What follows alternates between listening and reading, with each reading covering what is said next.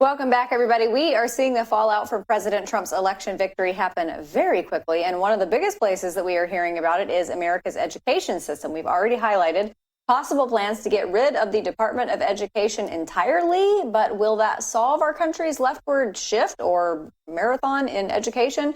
What about at the college level? A lot of America's most prestigious universities are now little more than indoctrination factories for the left. So what are some of the other ways that can be stopped? So joining us now to answer that is Campus Reform's Editor-in-Chief, Dr. Zachary Marschall. Dr. Marschall, thanks so much for being here. Thanks for having me. It's great to be here. It's great to have you. And, you know, I know that so much of this indoctrination is happening on the campus level. We saw the campus violence the last year, of course, but it starts a little bit earlier than that in grade school. How do you think that it is going to look going forward if there is some success as far as the Department of Education? Yeah, I'm actually bullish on the future of education in this country, even though everyone's on the same page right now that we have a moral rot in the Department of Education and in our education sector. But I'm bullish and optimistic because parents are finally waking up to what has been happening on college campuses for the last 40 years, especially in the last year during the anti-Semitic tent encampments and riots. We're already seeing that parents with their high school children are saying no thank you to Harvard, to Columbia, to all these coastal elite universities that failed students so spectacularly last year and are going to Southern universities and state schools where patriotism is higher and tolerance for terrorism is lower. So I think we're seeing the beginnings of a boycott, and I think more parents have to boycott to truly make education change from the outside. Yeah, and the market is beginning to speak in a big way. It's funny how that starts to shape things. Dr. Marschall, I want to ask a little bit about probably the favorite job interview I think President Trump's probably going to do. Wanted, an education secretary who wants to be the last secretary, shut down department, close down the building, send the money back to the states. What sort of characteristics or people might he be considering for such a job? I think I wouldn't know what is in his mind right now, but I think that we have to look at people who are on the right side of this issue. You know, before COVID and during COVID, you know, during the time when the leftist echo chamber went crazy on social media, in our classrooms, in K through 12, and in college, who has the judgment and foresight to lead this department? I'm glad that everything now is on the table because that's the only way we're going to see change for the better. This is not about destroying education, it's about restoring it. Man, good point.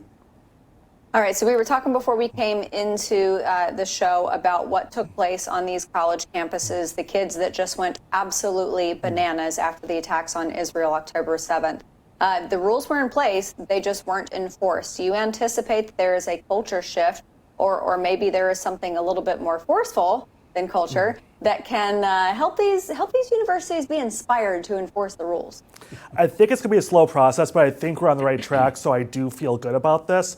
I filed 33 complaints against universities through the Office for Civil Rights because of this issue, and because the rules to quell anti-Semitism and to disband the tent encampments were already on the books. They just were not enforced. And one of those investigations at Brown University was just resolved this summer, and we're now seeing Brown taking action last month against anti-Israel activists in a way they never did in 2023. So the more we're able to replicate that kind of progress across other schools, I think we're going in the right direction. Yeah.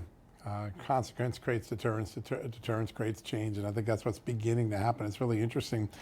So I want to ask a little bit about some of the states. We know laboratories are like state capitals and education departments. Are there some states that you look out and say, you know what, they're solving the campus problem ahead of the federal government? There's some good models. Where do you see some successes?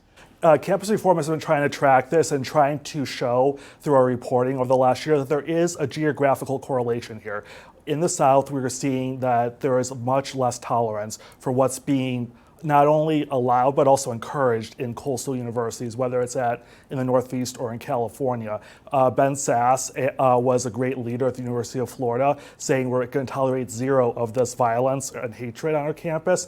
And even at University of North Carolina, right, you saw that there was less tolerance there. And that is actually where the frat boys raised the American flag as a counter-protest. I mean, how crazy is it that we're considering raising the American flag as a form of counter-protest? So we're seeing it there in the Deep South and in the interior of the country at state schools with higher commuter populations. People want an education. They just want to learn new skills. And the students who are born in these blue areas of the country are now migrating to those universities because they want the same benefit as the people in the South are getting.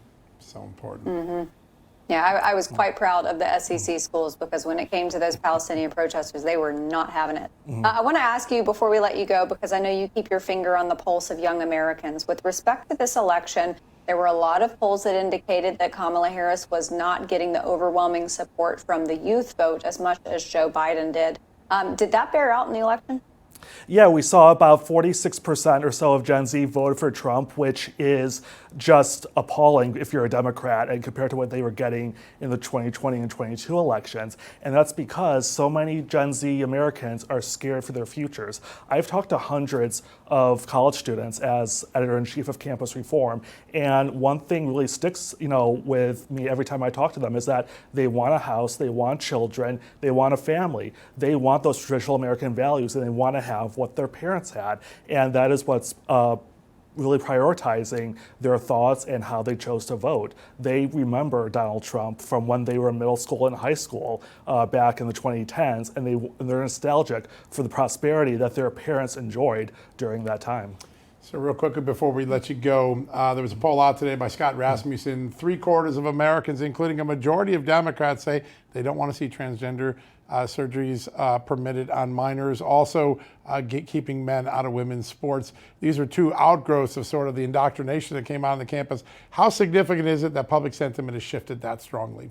It's very significant because what it's doing is it's allowing people to be more vocal about what they believe in and their convictions. The biggest problem that we had as a country back under the Biden administration, and especially during COVID, when we saw the censorship really take place, was people choosing not to speak up, choosing not to stand up for their values. That's what allowed the leftists to masquerade as if they were the majority of Americans and to bully everyone in K through 12 school board meetings, in college lecture halls, and in social media that we have to accept their point of view or somehow perish from broad American society. Silence is not an option. Well, and I don't think there is any doubt that organizations like yours made huge gains when it comes to the youth vote, and we appreciate all of the work that you have done, Dr. Zachary Marschall. We appreciate you being here, and great that you're in studio with John. I wish I was there. I'm a little jealous, but thank you so much for being here. All right, everybody, don't go anywhere. We still have one more segment to get to after this quick commercial break.